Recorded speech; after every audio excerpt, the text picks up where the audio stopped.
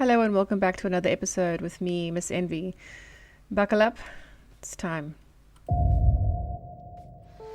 Okay, calling in all reinforcements. Need your help on this one. My friend who lives in East Texas woke up today and this is what was in her pool. Now, she's lived in this property for over 11 years. Never has had anything like this happen before. No, she did not change any chemical regimen in her pool. The only thing that she says that was weird was there was some really odd fog yesterday.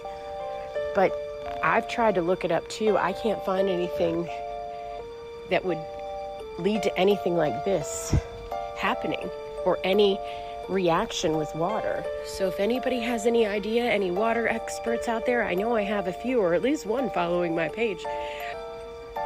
We need your help. All right, guys. Thanks so much in advance for your help. Let me know if you have any ideas. Okay, so I've heard quite a bit about this. I haven't really looked too much into it, but this was sent to me via a friend. This is what I looked up and this is what I got. Recent weird fog events in the US have sparked curiosity, especially when associated with unusual residues like foam. While heavy fog itself, let me just put myself back in the frame there, is just condensed water vapor, it can carry pollutants or particulates that could react with pool chemicals to form clumps or foam. In areas with industrial activity or natural phenomena, this is more likely. Recent incidents of strange fogs in the states like Texas are still under investigation, with no conclusive explanations yet. I wonder what that means. Perhaps it has something to do with those drones that's been spewing out crap into the air. You know what I'm saying? If it reacts with pollutants and particulates. For the next two videos, I've noticed a link in my brain, in my mind. I don't know, something's going on, don't know what it is, don't know what it means. Maybe this has always been like this. It's funny how you only notice things when you focus on it. Maybe it's always been like this, but I just find it very interesting that in a very short space of time, the following two events happened. Check it out.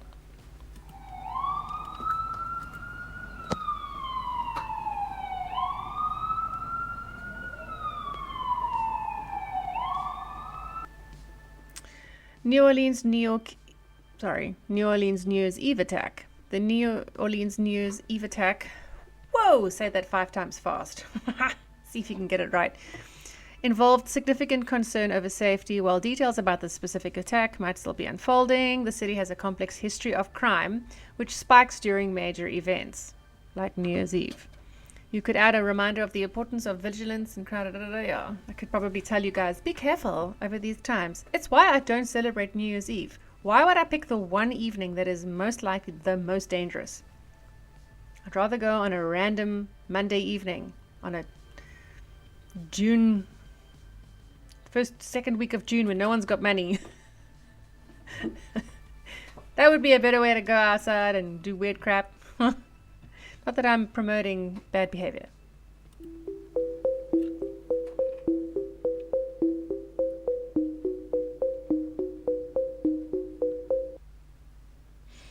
Okay, so there you go. Another one. Trump, where is it?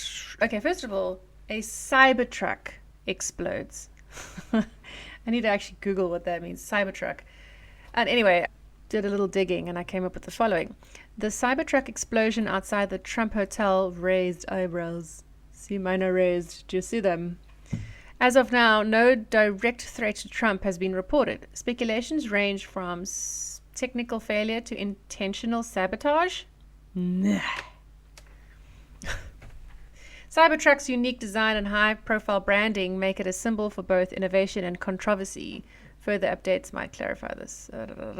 Anyway, the reason I put this on is I just find it interesting that these major events, these cray-cray things happen this time of year. Maybe that's normal. Maybe I'm only paying attention for the first time. However, Trump has a lot of, should I say, limelight on him at the moment. As I mentioned in the previous episode, his inauguration's on the 20th. I think a lot of, I forget which way, left-wingers, Democratic.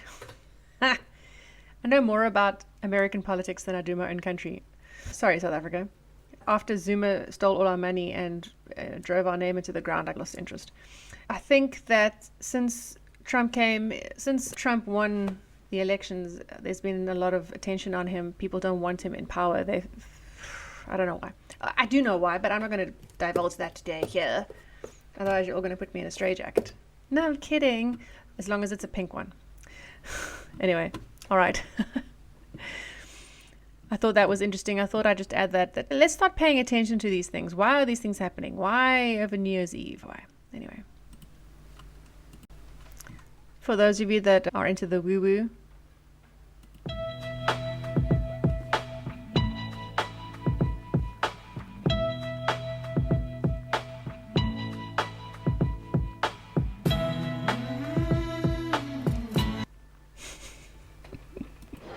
This is a really interesting question, and I like how he asked this. So I'm going to give you all the first honest answer you've probably ever seen about it. About 2 weeks ago, I was in Amsterdam in an alchemical library, and I was reading some very old antique texts from the Rosicrucians about this very topic. I have my own personal beliefs about the topic, but they put it more succinctly than I ever could. So I'm going to read you an excerpt from one of those books. About the Rosicrucians, it is believed that they can command the elemental spirits of nature, and knew the secret of the Philosopher's Stone, a substance which rendered him who possessed it all-powerful, immortal, and supremely wise. And they assert that there are many occult laws and mysterious powers of which mankind on the whole knows very little, and which would for many centuries remain unknown to science. Because all science is based upon the observation of facts, and facts must be perceived before they can be observed. But the spiritual powers of perception are not yet sufficiently among mankind as a whole to enable them to perceive spiritual things. They say that if our spiritual powers of perception were fully developed, we would see this universe peopled with other beings than ourselves, and of whose existence we know nothing at present. They speak of the inhabitants of the 4 kingdoms of nature, of nymphs, undines, gnomes, sylphs, salamanders, and fairies, as if they were people with whom they were most intimately acquainted, and as if they did not belong to the realm of the fable, but were living beings of an ethereal organization too subtle to be perceived by our gross material senses, but living, conscious, and knowing, ready to serve and instruct man, and to be instructed by him. They speak of planetary spirits, who were formerly men, but who are now as far above human beings as the latter are above animals. And they seriously assert that if men knew the divine powers which are dormant in their constitution, and were to pay attention to their development, instead of wasting all of their life and energies upon the comparatively insignificant and trifling affairs of the short and transient external existence upon this earth, they might in time become like those planetary spirits or gods. Now that's a hell of an introduction. See, I knew that last word. Okay, so basically what they're saying is if you're not ready to see something, you won't see it. So this might explain why I don't see those extra 6 zeros in my bank account, right?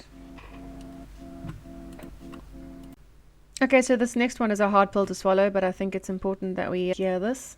You'll hear my 2 cents at the end. Those foods aren't in the wild. And the self-control part is just you being a spoiled brat. You're spoiled by the domestication of humans. And you shouldn't have access to ice cream. You shouldn't have access to candy bars. They want you to have access to it because they want to keep you low vibe. They want you to be sick because then Big Pharma makes a shit ton of money off you. Okay, fine. I will swallow that pill. I agree with her. I think that we are being kept low vibe for a reason. But you know what? I've had some pretty high vibe moments when I've had a good bowl of ice cream. Or glass of wine. I meant glass of wine. But yeah, I think it is something to look into. Now that my father has pushed me into the direction of fasting, I have noticed the mere fact that you can fix yourself from the cellular level by fasting, and that a lot of ancient religions promote that. I think that there's something there, and I think we need to be careful of what we put in our mouths. And if we're trusting people to make food for us and putting it in a wrapper, yeah, I think we need to be just very mindful of what we entrust in other people, our health. Something to look into. So it's just tough, hey? I've got orange glasses like that, though. I'm thinking of wearing them in my future posts. We'll see. Okay, for this next one, let me just read this intro so I can get you guys into what I want to say. Claims about Elon Musk endorsing a right-wing alternative in Germany needs closer scrutiny. Musk has previously made provocative political statements, but official endorsements remain rare. I'm going to show you the video I've noticed that his money is doing a lot of talking at the moment. So let's check it out.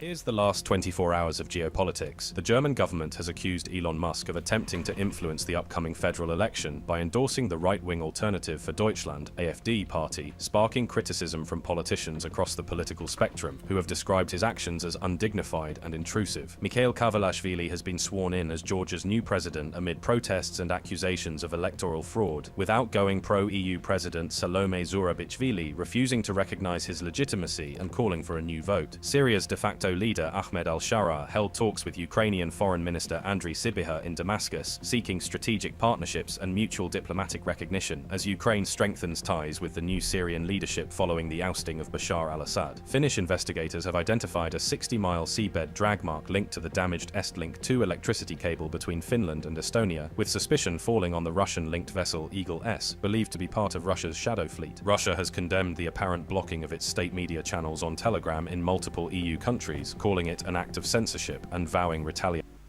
Censorship on Telegram, that's interesting. The whole reason I put that video on was just to give you a 24-hour of, like a few days ago, a general summarization of the history, or sorry, not the history, the political climate that's transpiring at the moment. But the part that stuck out for me most was the part about Elon Musk.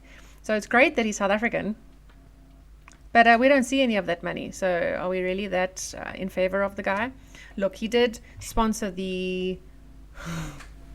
I got this wrong earlier. The, not liberal, the other one, the Red Party, the, the Trump people. He sponsored them, and the question is, how much of his money made that election happen the way it did, Does money really talk more than numbers? Well, good question. How much power does this guy have? Is it good? Is it bad? I don't know. It's up to you to decide. Okay, so you guys all know that I'm a big fan of aliens and the greys. That should tell you that. This next video touches on this. The concept of grey aliens has been popularized in UFO lore, often described as operating advanced crafts in Earth's airspace. Recent whistleblowers so this is all related to that Congress meeting that came up recently. Recent whistleblowers have alleged increased UFO activity near military sites, sparking debates about extraterrestrial surveillance. While proof remains elusive, the fascination with grey aliens persists due to consistent sightings and testimonies. So this video and the next, I'm going to put them back to back, is going to touch on the subject. Are the greys real? Do they exist? Do they not? The reason this is all coming to the surface right now is because, as I said now, whistleblowers have come and approached Congress. Are they interfering with our airspace? Do you believe in the greys? I have a friend who's pretty convinced of them. Actually, I have a few people that I know that are convinced of them. But check this. And I don't want to go way down the alien abduction rabbit hole here, but the greys, and I'm going to tell you this, matter-of-factly, the greys are real.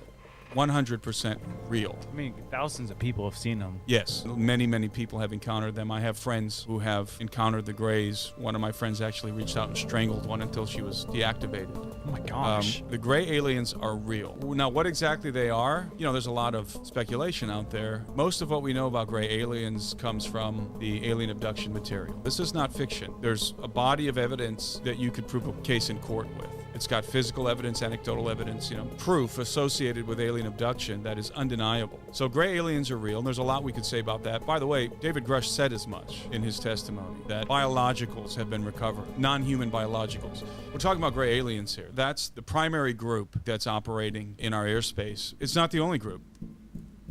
Okay, so I can tell you there are many species of aliens. We'll get into that in another episode. But for now, the question is, are we in trouble? Is there a threat? I can tell you right now, we're not. We're in no trouble. There is no threat. But listen to this guy. A long time ago, I used to live in Las Vegas, and I had a neighbor. He was some drunk former military guy, and one day we were talking about just nothing, and he had told me that he used to work at Area 51. And so I was like, oh yeah, I haven't seen the aliens, what do they look like, blah, blah, blah, yada, yada.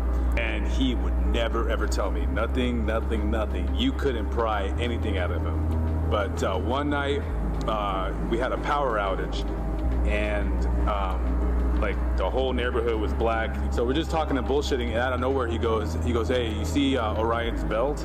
And I was like, no, I don't know what the hell it looks like. And he goes, yeah, up there. He goes, you see Orion's belt? He goes, you see how you see two stars that are straight, very, very parallel to each other, and then there's a little star that's slightly adjacent and off to the left. And I said, yeah, I see it, whatever. And he goes, the bad aliens live on that adjacent star. So, as I've mentioned in a previous episode, that the theory goes that these greys are just ourselves, the human race, from the future, and that we've come back to the past to try and rectify our past mistakes. Some might say, what do you mean, like when we voted for Biden or when we voted for Trump? Or I'm just kidding, of course. It's just conjecture. I'm going to end off today's episode with something funny. Enjoy. This, if you're out there, you know who you are, my bestie. We had wine once, and something very similar like this happened, but the donkey tried to drink our wine.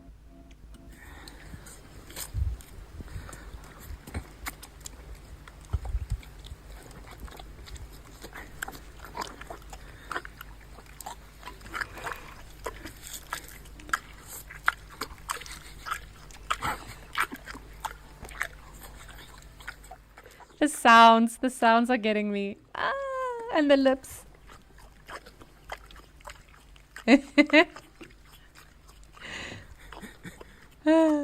How can you be sad when you see that?